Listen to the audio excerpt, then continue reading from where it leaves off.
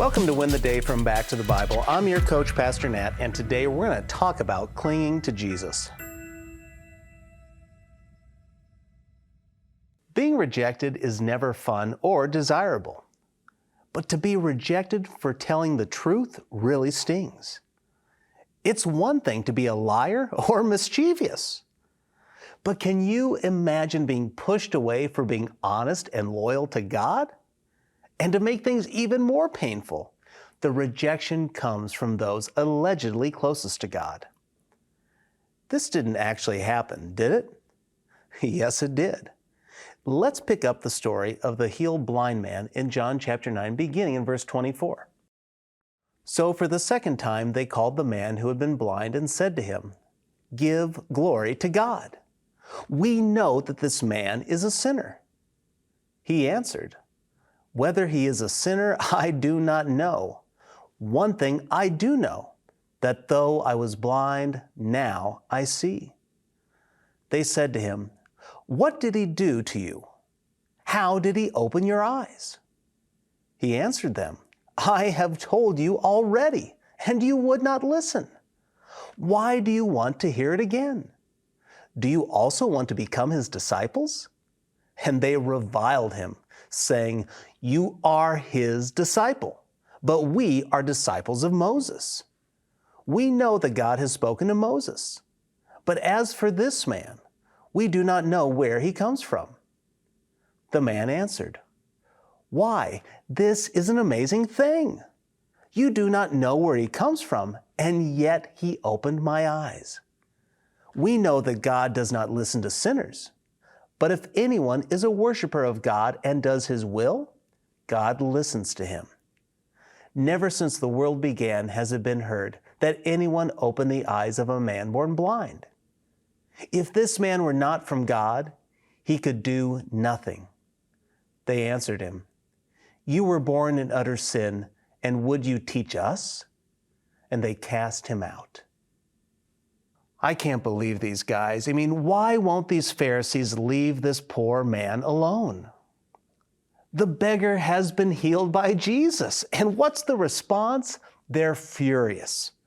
They've questioned him once. They disliked his answers. They went to manipulate his parents to say what they wanted to hear. Well, that didn't work. So they come back to the man. They come to him with bias and coercion. But he doesn't have it.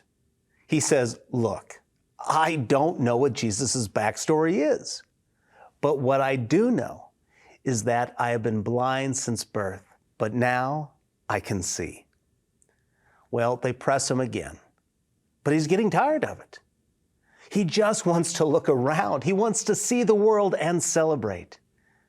So he says, "Look, I've told you. You have rocks in your ears. What is it with you guys?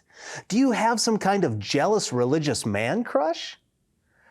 But in verse 28, it says they reviled him. That means they cursed him out. They began screaming and shouting all sorts of vile things at him. Funny. Funny how these religious elites cannot hide their true colors. But he doesn't retaliate. He doesn't treat them the same way. He gives them the logical answer. He says, "Look, you say he's a sinner, but I know that God doesn't answer the prayers of sinners. But he will do mighty works through the righteous. I was blind, but because of Jesus, I can see. Therefore, Jesus comes from God." The Pharisees quickly changed their minds. Oh, wait, that's not what the text says. They curse the man again, and they excommunicate him from the synagogue. This was essentially estrangement from family, from friends, from God. This was a big deal to the culture. But for this man, the bigger deal was the healing by Jesus.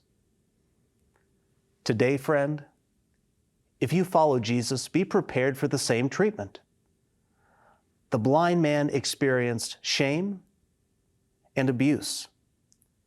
The question is, will we be honest, bold, and loyal to Jesus when we experience the same thing. Jesus heals. Jesus saves. Jesus is worth it all, even excommunication from work, the neighborhood, the culture, and even family. Jesus Christ will never push you away. Cling to Him. Cling to Him today, and when you do, you will win the day.